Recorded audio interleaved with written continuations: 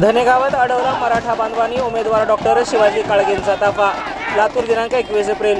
महाविकास आघाडी काँग्रेसचे अधिकृत उमेदवार डॉक्टर शिवाजी काळगे यांचा ताफा आज प्रचार दौऱ्यादरम्यान देवणी तालुक्यातील धनेगाव येथे मराठा समाज बांधवांनी अडवला होता।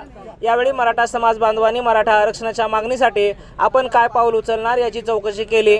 दरम्यान डॉक्टर काळगे यांनी मराठा समाज बांधवांना महाविकास आघाडी काँग्रेसचा जाहीरनामा दाखवत काँग्रेस पक्षाच्या वतीने जातीनी जनगणना करून जिसकी जितनी संख्या भारी उतनी उसकी हिस्सेदारी हे धोरण सांगितले। तेव्हा आक्रमक झालेला मराठा समाज बांधव शांत होत घोषणाबाजी केला।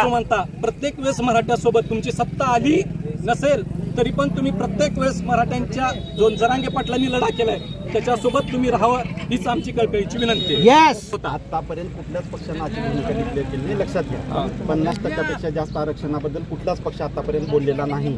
आता काँग्रेस पक्षाच्या जाहीरनाम्यामध्येच जिसकी जितनी संख्या भारी ह्या पद्धतीने नियोजन करण्याचं धोरण आदरणीय राहुल गांधींनी मॅनिफेस्टोमध्ये जाहीरनाम्यामध्ये डिक्लेअर केलेलं आहे। या बाबीवर तुम्हाला आतापर्यंतच्या इतिहासामध्ये जर आता सध्याचे रिसेंट झालेले इलेक्शन जर तुम्ही बघितलं असाल, तेलंगणा असेल, काँग्रेस जर कर्नाटक असेल, ज्या पद्धतीचा जाहीरनामा डिक्लेअर केला पहिल्या दिवशी निर्णय घेतलेले पक्षांनी।